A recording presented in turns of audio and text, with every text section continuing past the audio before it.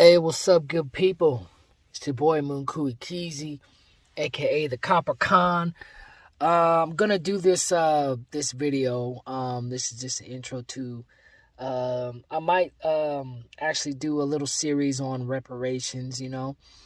I feel like it is a topic that is very important. I feel like actually it's more than a topic; it's an actual thing that we should be fighting for as melanated peoples, as black people, as copper colored peoples. Um, we really need to, if we can't unite on anything, any one thing specifically, this should be one thing that we should agree upon and unite on. So, we have a bunch of things we don't really understand and unite on, as far as if we are the actual indigenous American natives, or we came from Africa and all this other stuff, right? So I want to do something that we should be able to actually unite on, put my points out here, put my opinion out here. So what I'm gonna do is I'm gonna do a reading of a article that I found on pbs.org, that I feel like should kind of be a good starting point, and then we can go from there. So yeah, holla at your boy. Stay for the reading. Don't be lazy. All right, what's up, good people? It's your boy Munkuikizi, aka the Copper Con.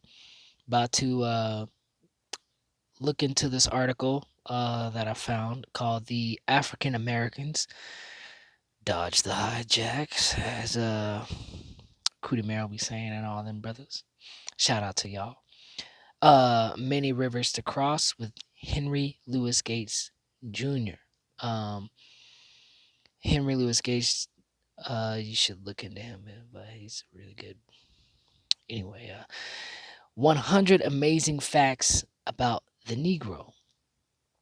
So, the truth behind 40 Acres and a Mill by Henry Louis Gates Jr., originally posted on The Root, which we don't really like The Root because of various reasons. But anyway, that is that's my own personal opinion on that. The Root is not really a solid source for Negroes, indigenous people, to really go to, because they have a lot of hatred and vitriol towards the grassroots Negro. I'll say it like that. So this is on PBS, PBS's website. So I'll just read it, word for word, and feel free to comment and holla at your boy about this topic of reparations. So here we go. We've all heard the story of the 40 acres and a mill promised to former slaves. It's a staple of Black history lessons, and it's the name of Spike Lee's film company.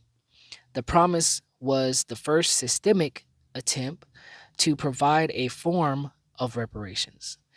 I'm saying these words because they are very key words: a form and systemic, of reparations to newly freed slaves, and it was astonishingly radical for its time. Radical, you're going to hear this word a lot. Pro-socialist in its implications. So you got to dodge. This is why I say The Root, because you have to dodge a lot of these words that they use, like radical and pro-socialist.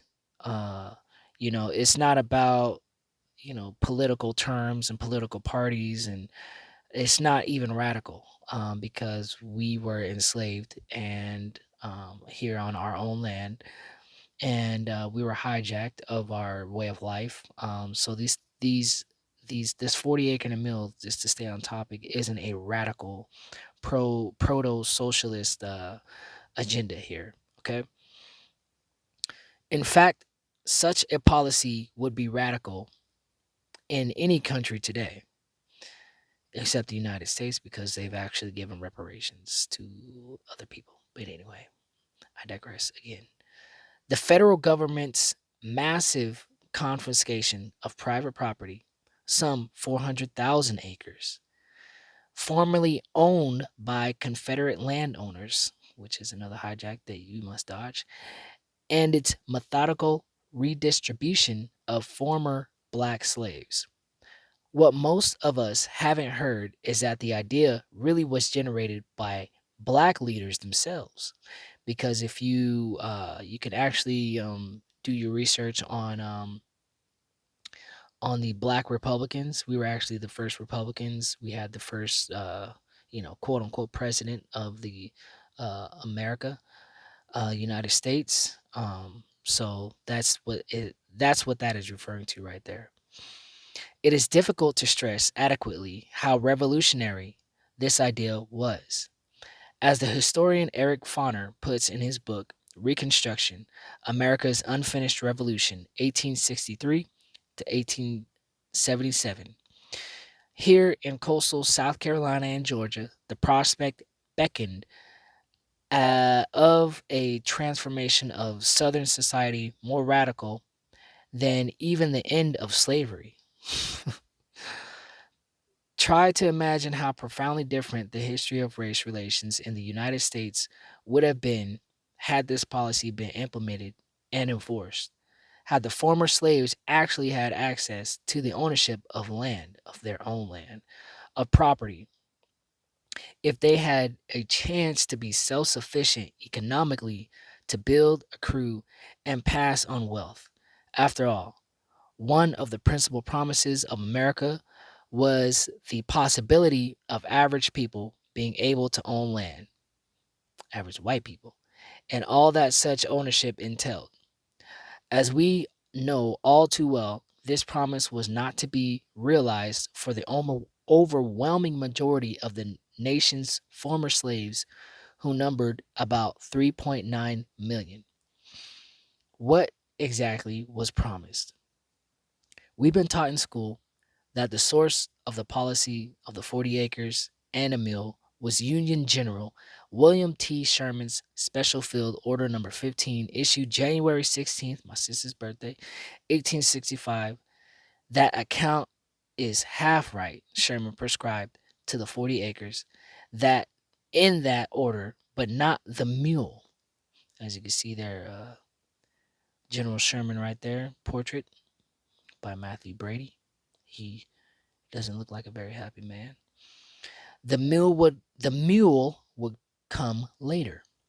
But what many accounts leave out is that this idea for massive land redistribution actually was the result of a discussion that Sherman and Secretary of War Edwin M. Stanton held 4 days before Sherman issued the order, with 20 leaders of the black community in Savannah, Georgia, where Sherman was headquartered following his famous march to the sea.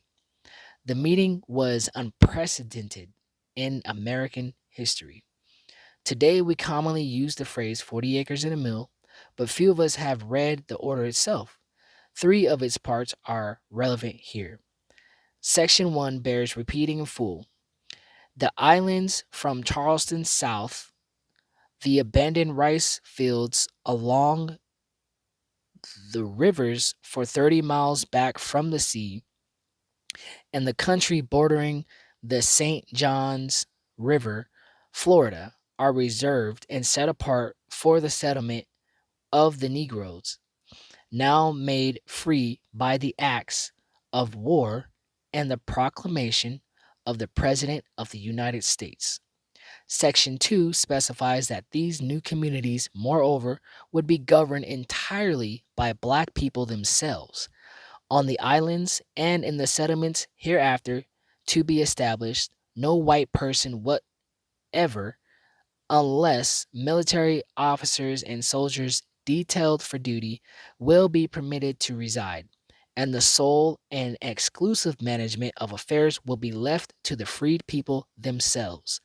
By the laws of war and orders of the President of the United States, the Negro is free and must be dealt with as such. Finally, Section 3 specifies the allocation of land.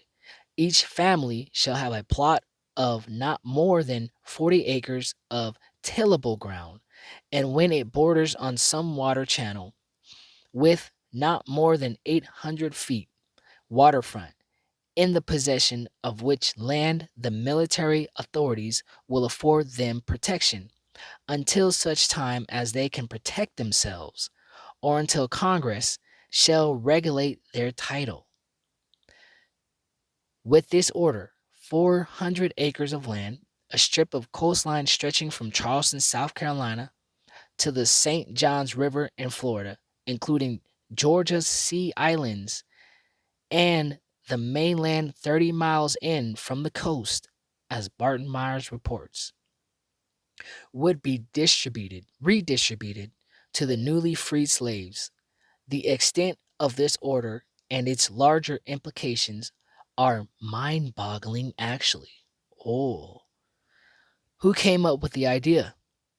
Here's how this radical proposal, which must have completely blown the minds of the rebel Confederates, actually came about. The abolitionists, Charles Sumner and Thaddeus Stevens, and other radical Republicans had been actively advocating land redistribution to break the back of Southern slaveholders' power, as Myers observed.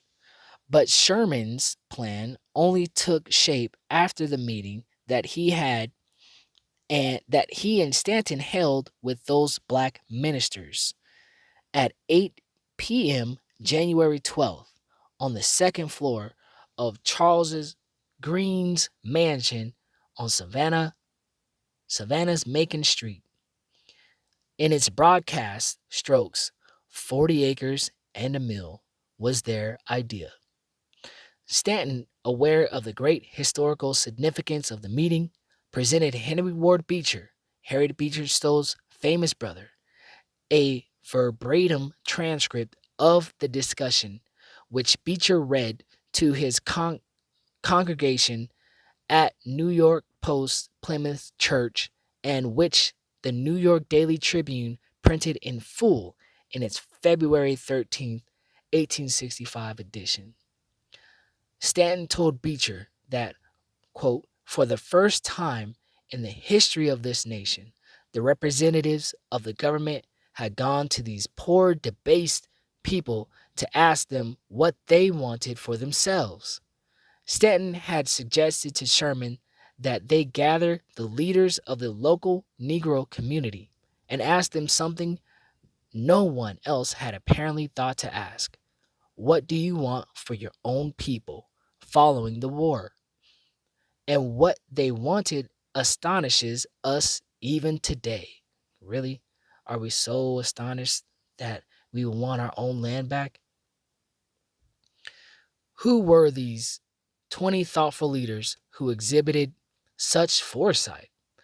They were all ministers, mostly Baptist and Methodist. There's a lot I could say about that, but to keep this video at a good time, I will retract what I was going to say. Most curious of all to me is that 11 of the 20 had been born free in slave states, of which 10 had lived as free men in the Confederacy during the course of the Civil War.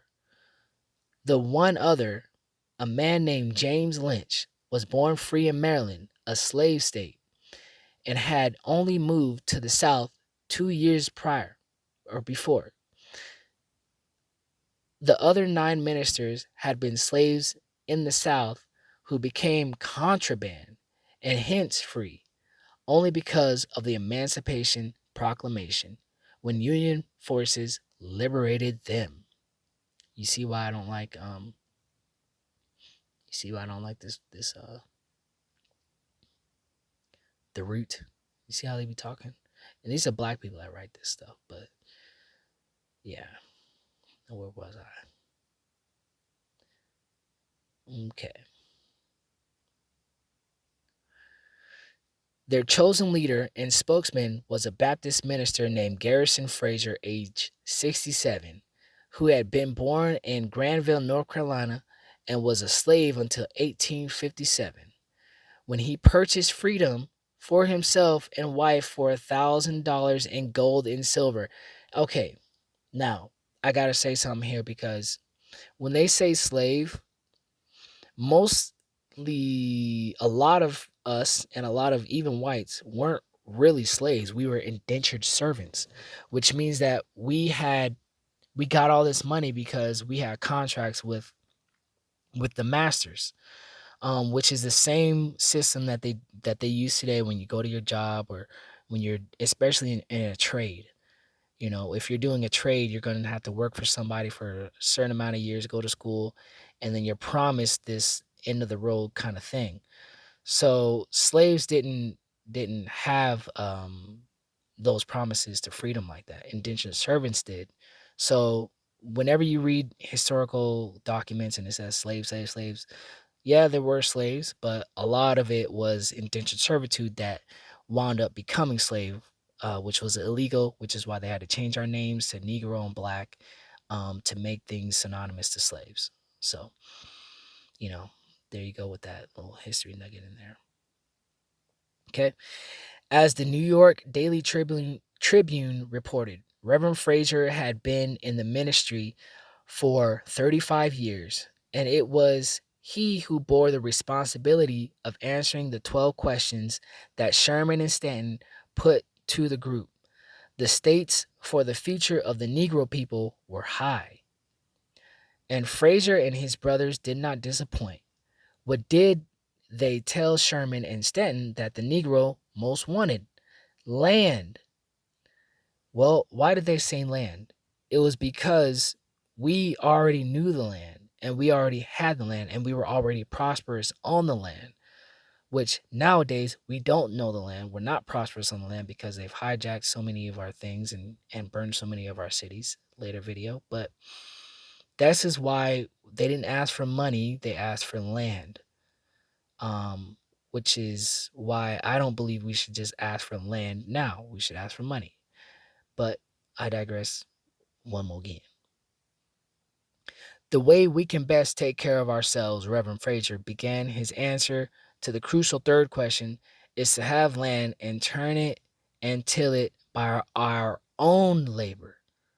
And we can soon maintain ourselves and have something to spare. We want to be placed on land until we are able to buy it and make it our own. That's kind of weird. And when asked next where the freed slaves would rather live, whether scattered among the whites or in colonies by themselves, without missing a beat, Brother Fraser, as the transcript calls him, replied, I would prefer to live by ourselves, for there is a prejudice against us in the South that will take years to get over, which still hasn't happened. When polled individually around the table, all but one, James Lynch, 26, the man who had moved south from Baltimore, said that they agreed with Fraser. 4 days later, Sherman issued Special Field Order Number 15 after President Lincoln approved it. Why would the President Lincoln approve it? It's because he was Melungeon. That brother had Negro blood in him. What became of the land that was promised? The response to the order was immediate. When the transcript of the meeting was reprinted in the black publication Christian Recorder, an editorial note intoned that from this it will be seen that the colored people down south, see all the names we got put on us, are not so dumb as many suppose them to be. Reflecting North-South slave free black class tensions that continued well into modern civil rights movement. Look at that. Reflecting North-South. Because we have this thing where the North was all about freedom. No, no, no. There were slave colonies slave owners in the North as well as the South. So, yeah, do some research on that. The effect throughout the South was electric. As Eric Fonner explains, the freedmen hastened to take advantage of the order. Baptist minister Ulysses L. Houston, one of the group that had met with Sherman, led 1,000 blacks to Skidaway Island, Georgia, where they established a self-governing community with Houston as the black governor.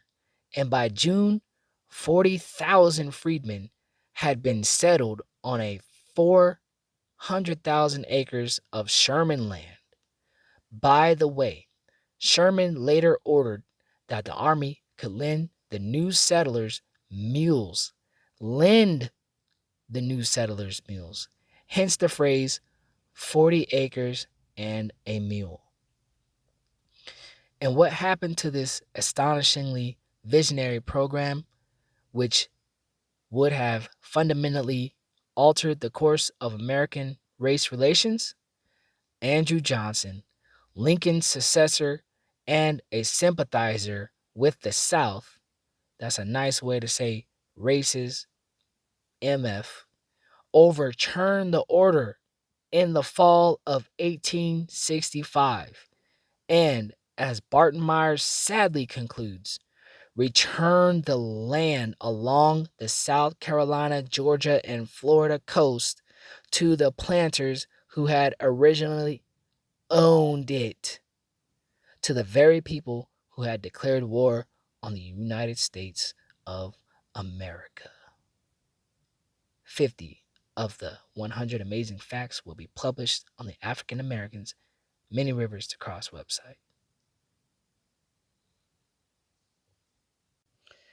So, what y'all think about that? You know, these are the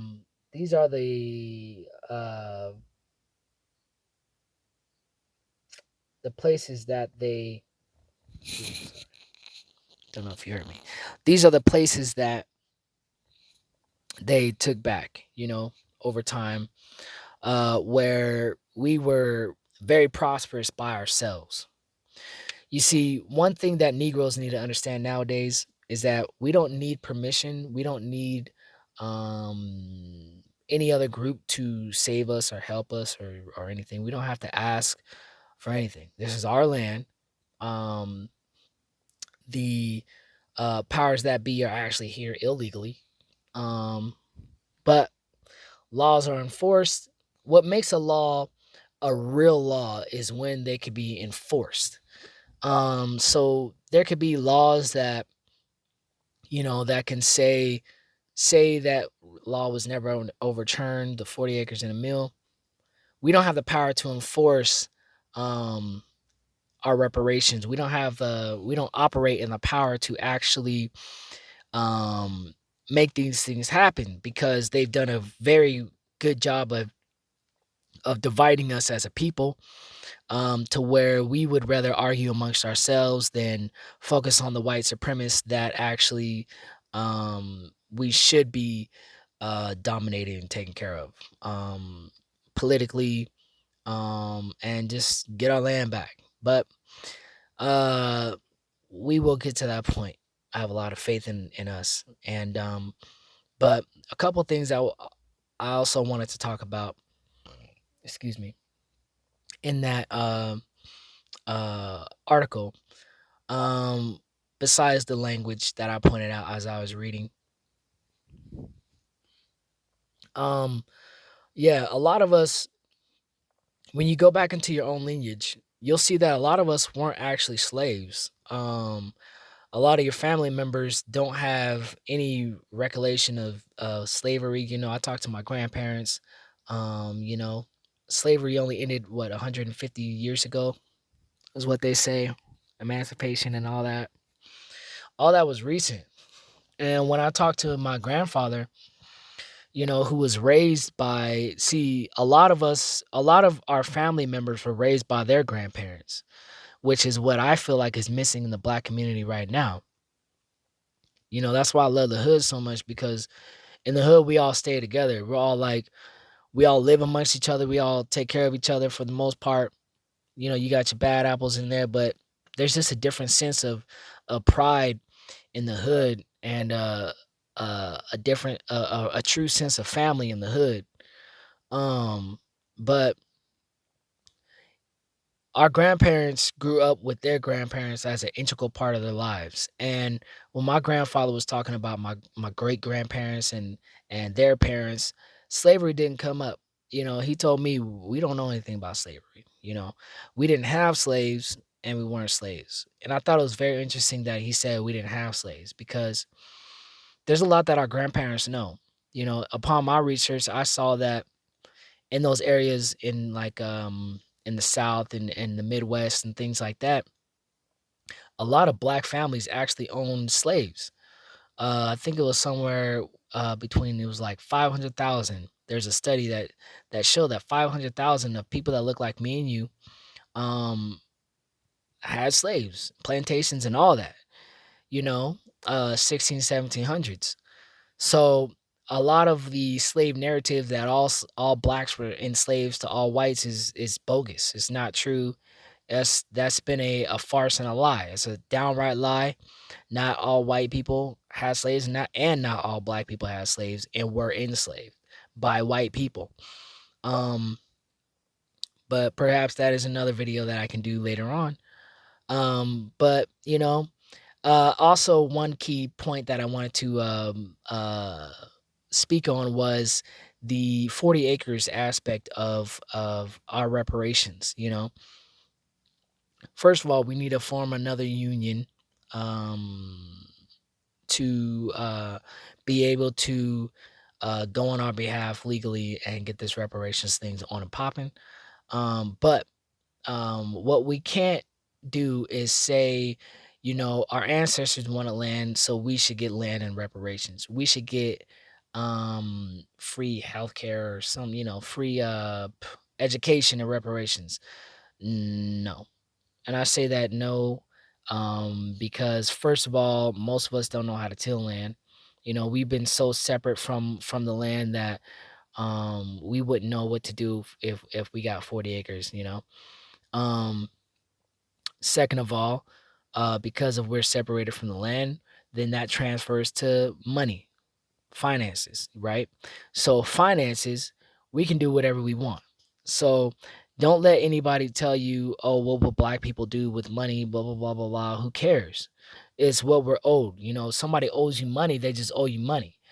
And I'm not concerned about what it would do to the economy. I've heard this argument. Um, I've had this talk with black people and white people, especially white people. But one thing that easily debunks that is, well, what about the trillions of dollars that our current president Biden is doing with the money right now? We are having inflation as American people, as taxpayers right now, and he is petitioning and signing, getting bills signed to allocate money and resources and lands to, or I should say, properties to immigrants, Hispanic, Mexican immigrants. He is putting the cape on for Ukrainians. Um, Trillions of dollars, not even exaggerating. The whole Syria thing a couple years ago, where he sent billions of dollars to the Syrian immigrants. And there's just countless amounts of money that these American powers are finding out of nowhere and sending to non-American citizens. So don't talk to me about, well, if you guys get your money, then it's really gonna be messed up and oh my goodness, no, I don't want to hear none of that, because it's our money, it's what we're owed rightfully. So we can do with the money what we please. If we want to buy land, and we buy land. If we want to put land in the reparations package, by any means. If you want to add all these things to the reparations package, by any means. But priority is money. And I heard Tariq talk about how the first installment should be $20 trillion. And that is a lowball number, because when you think about who built this country from scratch, might I add, and the wealth that it has brought this nation to be the strongest nation, it has been on the backs of free labor of people that look like me and people that look like you.